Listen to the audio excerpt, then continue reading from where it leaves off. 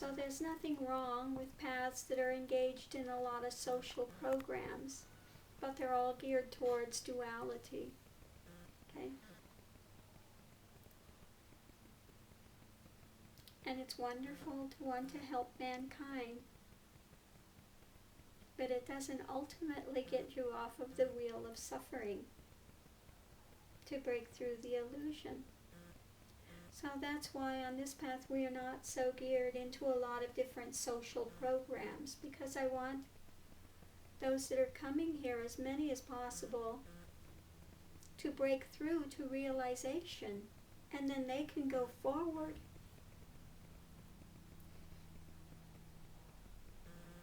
And aid humanity to get off the wheel of suffering fully.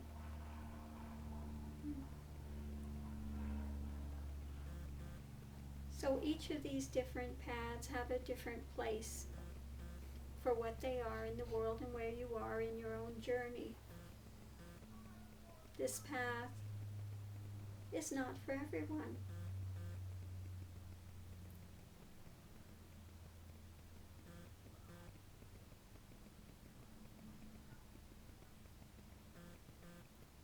There are a lot of other paths that are more suited to healing the wounded ego. Because on this path you have to be strong enough to lay things down, not trying to grasp for any straw that you can. And if you're grasping at straws and things to hold on to, then it's better to have something where you're doing more pujas, more activities, something that's going to give you a little bit more of a platform of security at first. And then when you're secure enough, then you can start to lay down and let go. Okay? So a little different. A little different here. Do we have any questions or comments?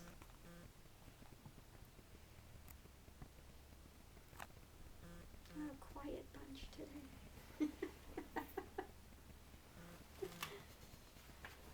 Oh, got a couple of satsang questions today.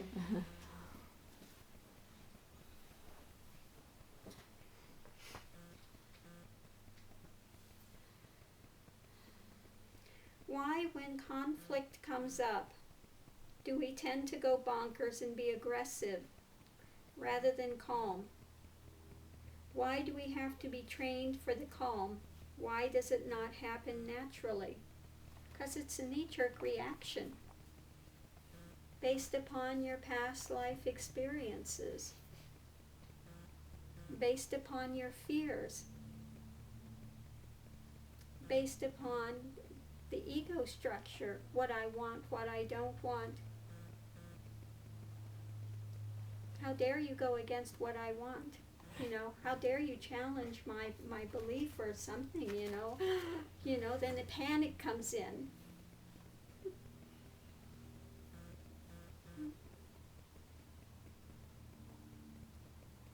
So this is why on this path we give you the balanced breath. When that happens, rather than going ballistic and start reacting, then you go into the balanced breath and you sit through it. And you feel those feelings.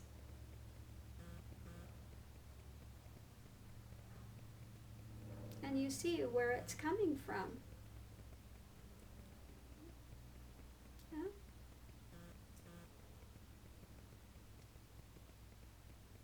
So what's getting touched?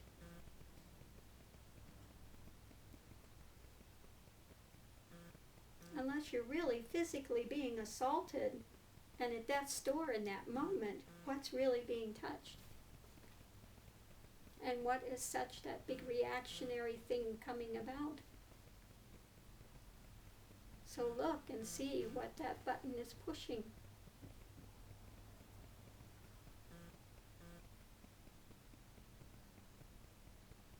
And then see the fallacy of it.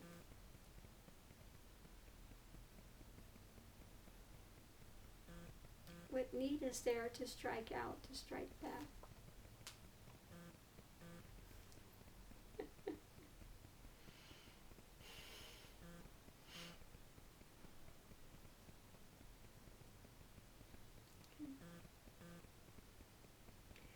explaining the difference between being in the moment and being impulsive. Have had a difficult time trying to explain to others how they aren't synonymous.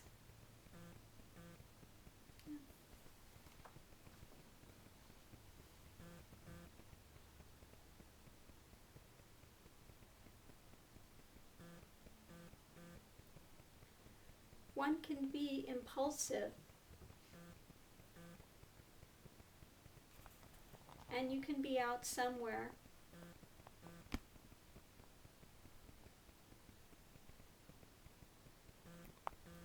and someone can say, come up with a brilliant idea, oh, let's go try a hallucinogenic drug.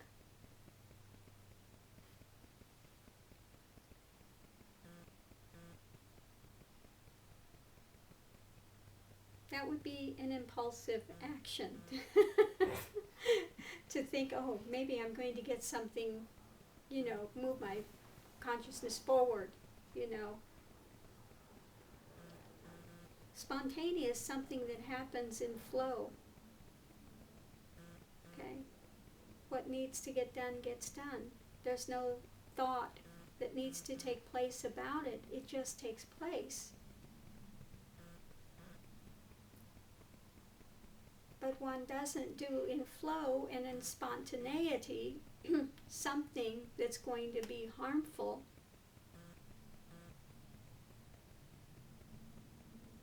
for themselves and their path. There's a vast difference, and it's very difficult to try to explain to people what's the difference between spontaneity and an impulsive. Impulsive is something that's almost driven. It comes up and, gotta have it. Ego is driving you to there. Whereas something spontaneous, it's not ego that's behind it, that's driving or having a knee-jerk reaction to go chase it.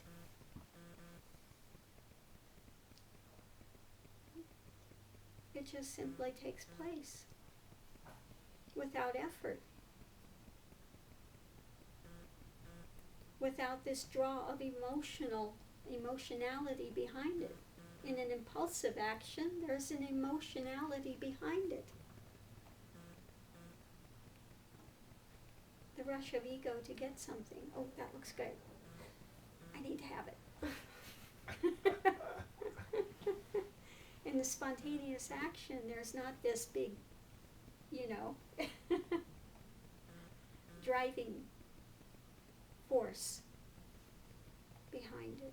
It's in flow.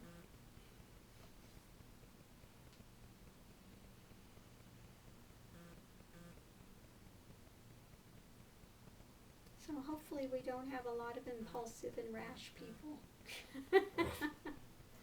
May it happen in flow.